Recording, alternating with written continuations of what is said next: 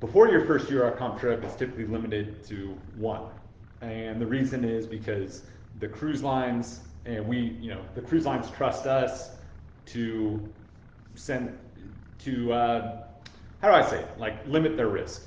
And so we're vetting players. Players sign up, they upload offers, they tell us how they play, and so we've earned the trust of the cruise partners that like, hey, we're gonna send you good players. Of course, we don't. It's not 1,000. It's not 100% accurate. Sometimes there's players that we send that don't play as much, and so to limit, and maybe it's just somebody gets sick, they didn't have a good experience, and sometimes it is people that are like deliberately misrepresenting themselves, and sometimes the people that are kind of deliberately misrepresenting themselves are the ones that are like, I want to book 8 trips before, with my right when I sign up, and again, that's not everybody. There's some people that are just pumped, they're great players, and they just want to book a lot because they're excited.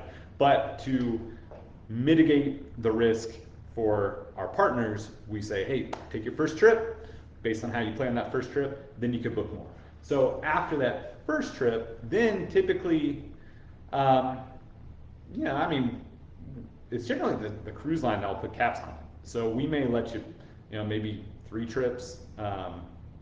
Like with any one given partner, it may just be 1, 2, 3 trips. They may say like, hey, we want some more play data on it, or they may say, hey, come on, bring it, bring it. So it's from our perspective, um, if somebody like barely squeaked by, didn't play much, and they're like, hey, I want to book these 10 trips, then maybe a red flag would go up. But generally speaking, after that first trip, it's like, hey, let's go. We want to get you booked.